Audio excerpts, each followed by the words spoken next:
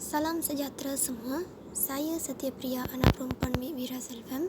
Hari ini saya akan membuat perbincangan tentang perbandingan teori kebenaran koherensi dan struktur pragmatik.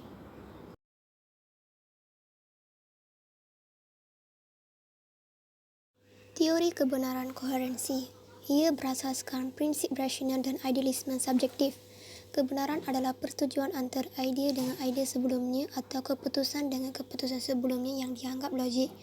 Teori ini dianggap benar jika boleh dibuktikan benar melalui uji kaji, tetapi jika sebaliknya iaitu jika bertentangan dengan maklumat baharu, maka teori ini digugurkan atau dibatalkan. Teori struktural pragmatik adalah suatu kebenaran yang berlandaskan kepada paradigma atau perspektif tertentu yang dipegang oleh satu kumpulan ilmuwan yang meyakini dan diterima oleh a priori. A priori tersebut paradigma oleh Kuhn dan worldview oleh Sardar.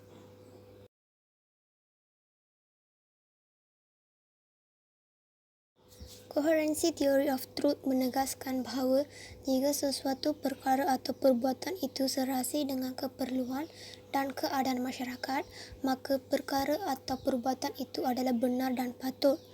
Domin Sardar pada tahun 1987 mengungkapkan bahawa teknologi merupakan sebuah saranan dalam memecahkan masalah yang berdasar dari segi setiap peradaban manusia.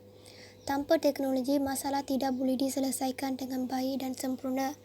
Pada tahun 1998, Ursula Franklin yang merupakan seorang ilmuwan berdasarkan pendapatnya mengenai teknologi, iaitu sebagai satu cara praktis yang menjelaskan mengenai cara kita semua sebagai manusia dalam membuat segala sesuatu.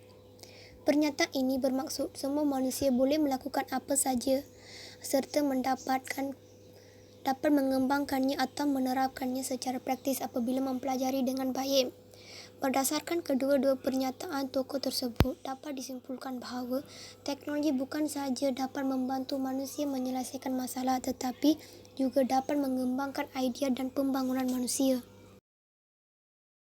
Structural pragmatic theory of the truth ialah fungsi berfikir bukan untuk menangkap kenyataan tertentu melainkan untuk membentuk idea tertentu bagi memenuhi keperluan atau kepentingan hidup manusia.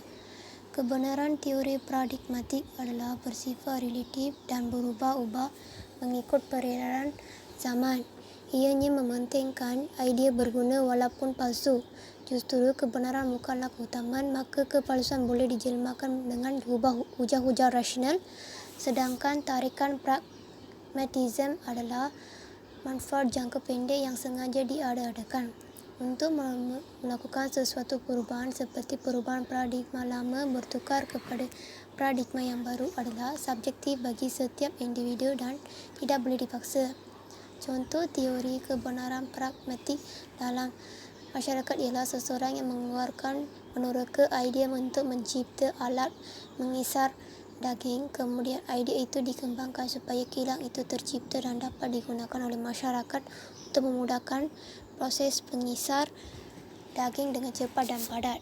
Jadi alat ini dianggap betul kerana mempunyai fungsi dan kegunaan untuk masyarakat.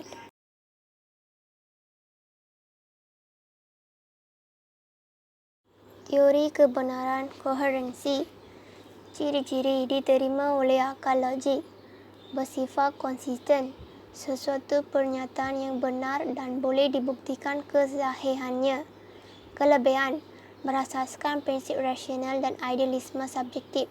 Kebenaran adalah persetujuan antara idea dengan idea sebelumnya atau keputusan dengan keputusan sebelumnya yang dianggap logik.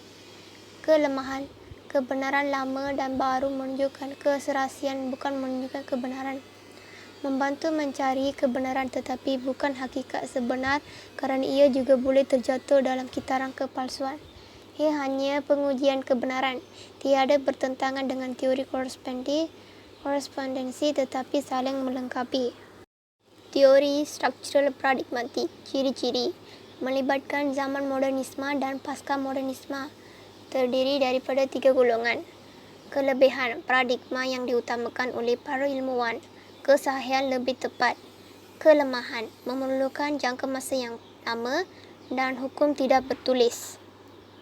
Kesimpulan: kebenaran saintifik adalah sesuatu yang dicari melalui kaedah saintifik dan sentiasa diserahkan kepada pemeriksa semula retesting untuk mencari kebenaran yang sebenar. Proses pemikiran tidak harus terhenti pada satu perkara yang nampaknya dipercayai, kerana jika kepercayaan terhadap sesuatu objek mula berkembang, ia akan menyekat kepekaan untuk menggali lebih dalam kebenaran sebenar objek tersebut. Sekian, terima kasih.